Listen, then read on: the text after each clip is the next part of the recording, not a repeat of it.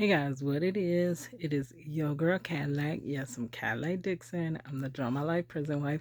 I'm the legally blind artist that is rapping and painting for justice.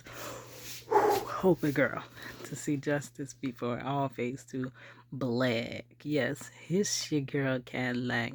Anyways, I wanted to go ahead and continue on with the story. Y'all know I be all over the world and back. Marcella be like, when I ask you something, why can't you just tell me the answer? Why do you have to do all this background information? But that's just how I am. I'm like, you either like it or you love it, right? Anyways, I was telling the story of how I had to start over. It dawned on me earlier, later last week, that it's been 10 years since I did a complete start over. So because I kept bumping into issues and it felt like nothing in my life is right, and I'm salty about my life at 40, 41, about to be 42. Girl, this is supposed to be my best life, but I don't know what this is. Your girl broke and living on a prayer, like for real. And I don't necessarily feel like the things that I've done should have led to this. The path, you know how they say, um, you will reap what you sow. I didn't sow this. Like, girl, I didn't sow no money at all. I didn't sow having no resources.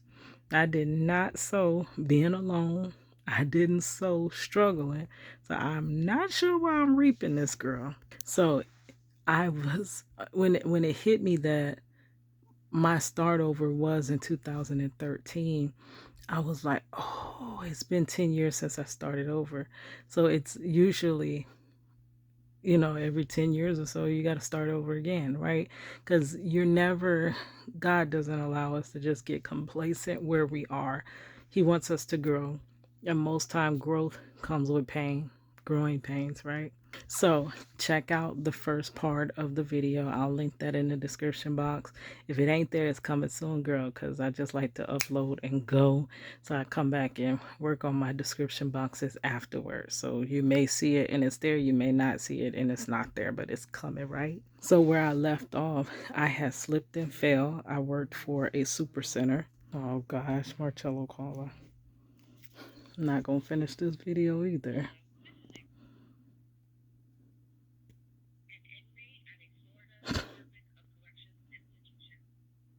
I'll be back, guys. Who? Sorry, child. Anyways, Marcello done called, so I had to stop to talk to my baby. But so I'm to the Walmart now. I'm finishing this, so I just head inside, upload it. We probably not gonna finish in these last 15 minutes, but I guess I can tell a little bit of the story. So anyways, starting over, I had just failed. I ended up with all these neck injuries, back injuries, hurting. Very hard to work after I slip and fall. My job started writing me up to the point where they were going to fire me. So it put the fire under me to get up and look for a job. Now, working overnight, you're so jet lagged. They compare it to being like jet lagged every day. You're so tired. You have like all night, you just thinking. It's kind of slower than usual day work. So you're just thinking, oh, when I get off, I'm going to fill out this application. I'm going to look for this. I'm going to do this. I'm going to do that. And when you get home, you're just tired. So you just get in that bed and you don't do anything. Or it was so many times me and this girl that I used to hang out with then, we would be like, I'm going to go back to school. Like this the last year. Like we used to be like, I don't dare want my 10-year. It used to be a little 10-year certificate they give you on your job. And I was like, I'll be darned if I get my 10-year. Like we used to all like kind of be like, ugh. Like when they would present the 10-year certificates, we were like, oh, please just out me if I ever get my 10-year plaque. And the day came and I got it. I felt so horrible. I remember I was so depressed that day. I'm like, how could I have let myself stay here for 10 years, never progressing forward, not moving? just tired all the time. And when you start to stay at a job so long, you start to come up with reasons why you need to stay. You start to feel like, well, I do have this 401k. Well, I do get vacation. Oh, I work my way up the ranks. Like, that's also why I would never take a management job, because I did not ever want to add something to the pot that would make me, when analyzing, should I leave or should I go, should I stay, I don't want anything. I want less stuff to hold me to it. So I was basically like, all these things I'm going to lose if I leave here. So you just continue to say, and it's like, but what is really going to be that straw that breaks the camel's back to get you, girl? It was the straw that broke Cadillac's back. Forget the camel. It broke my neck and my back. That was the straw, right? But when that happened and they started trying to fire me, I'm like, hold on, I'm a single mother by force, not choice. I got to have some type of money, some income. So that made me get off of work, stay up, put in applications and this and that. And I started thinking, now that I'm going to lose this job, I did apply for, what do you call that? Unemployment. I applied for unemployment, but they said because I left before they fired me, before the last write-up, because I ended up finding a job, that I didn't qualify for unemployment. And I kept trying to explain to them, but I could not stay. They were harassing me, basically, writing me up. They was like, still, you quit. You left. And I'm like, I didn't really leave on my own accord. I got hurt. And then the thing was, they wouldn't even pay for my ambulance ride. They didn't pay for anything. They wouldn't pay for my care. They wouldn't even pay for the initial emergency. They kept saying that it was my fault that I fell in their store. So, and I wish I had kept this tape, because I always wanted somebody else to view it. They claim I slipped. That's coming later. Girl, I do have a couple videos I can link in the description box about that. But basically, the lawyer lied. He lied. He took lawyer, a liar. Like what Medea said. He lied. And caused me to lose my case. But that's a lot of times what a lot of lawyers will do. They come in acting like they're going to defend you, when all they're doing is just stalling for time until the time period that you have runs out, and then the time has passed and you no longer can do nothing about it. That's really what that lawyer was doing to me, right? So I didn't get unemployment, and I was like, I had went back to looking for jobs, and by that time I think I was at like 14 something an hour. It was 2013. But I was making 14 something an hour. $14 and some change was good money back then.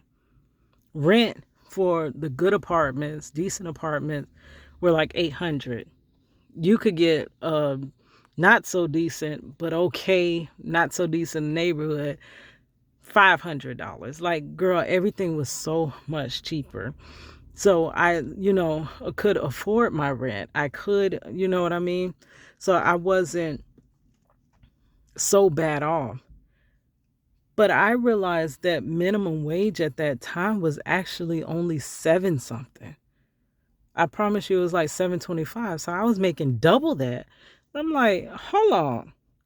This job is only making the base jobs were only making $7 and something, which I could not believe that, because I started working in 1999 when the minimum wage was $5.15 an hour. I cannot believe that people from 1999 all the way to 2013 had only made $2 more. Minimum wage only went up by $2. I could not believe I was finna go from $14 an hour all the way down to 7 something an hour. And when I got to that point, and I was losing my 401k, and I was losing my stock in the company, and I was losing my vacation.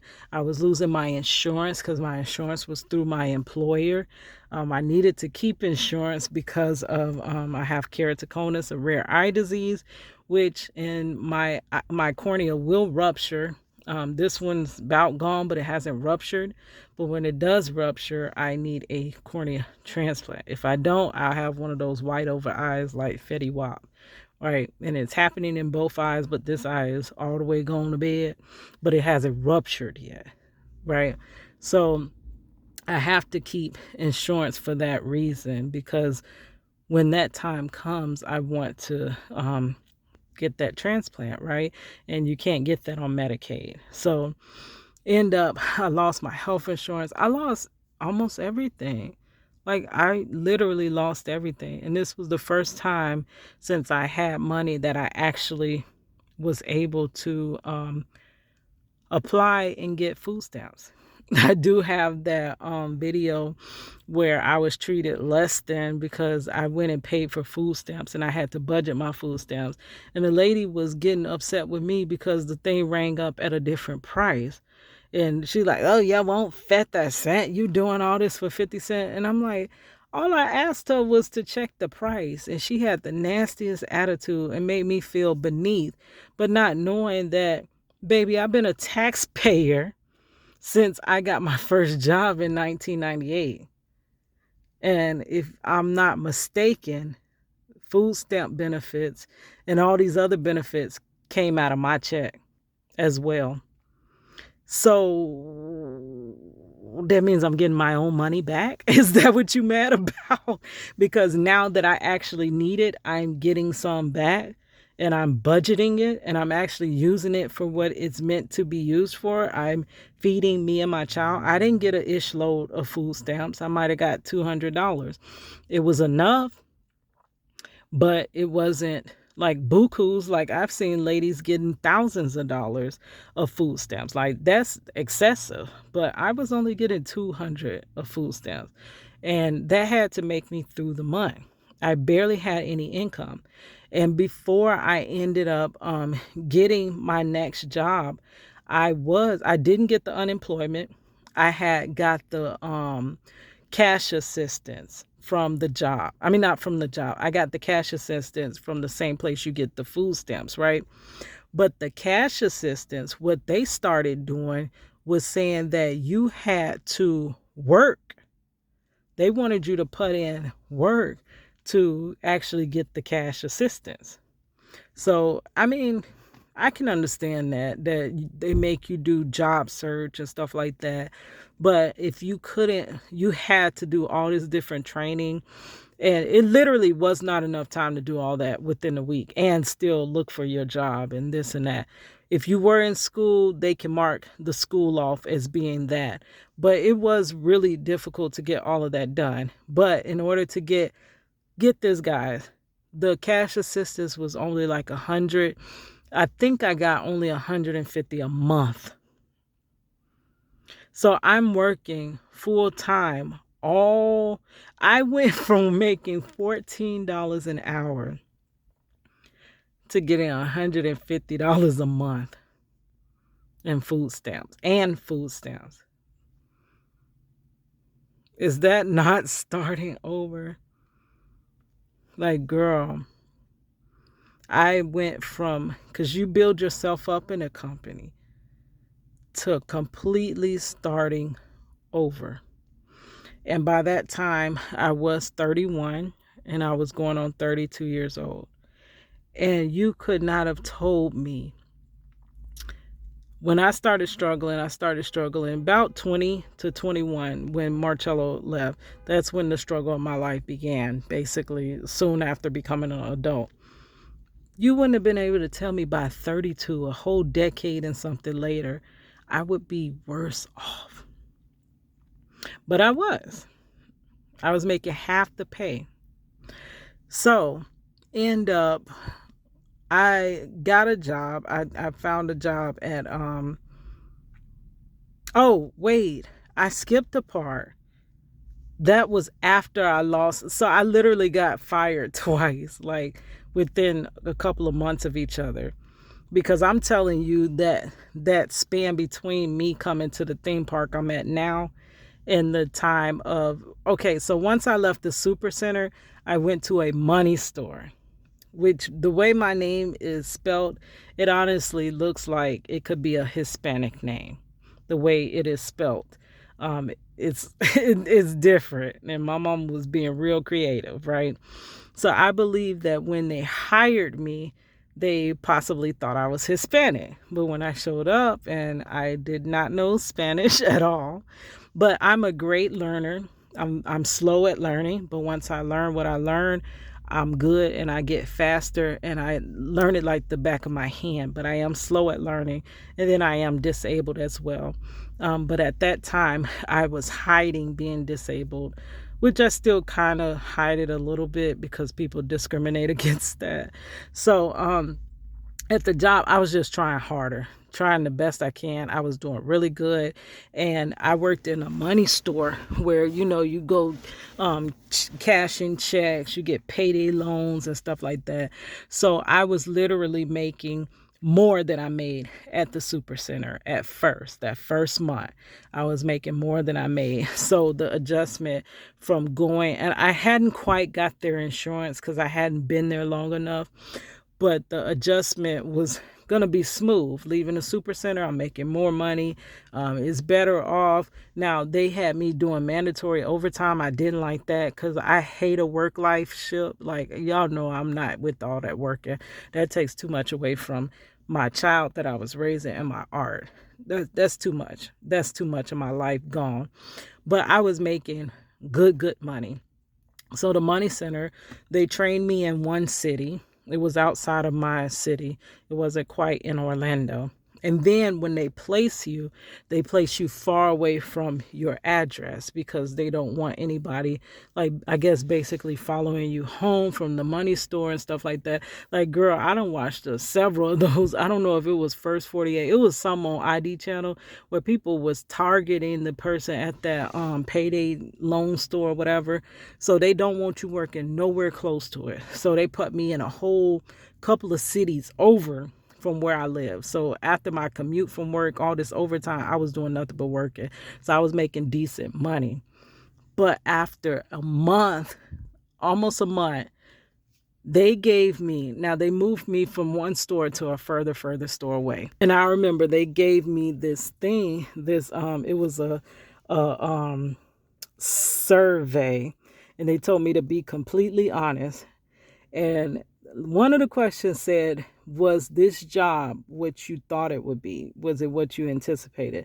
And I answered, no, I expected a little bit more. It wasn't nothing bad, but I promise you the next day they were saying, we suggest that you return the uniform because we will charge you for it.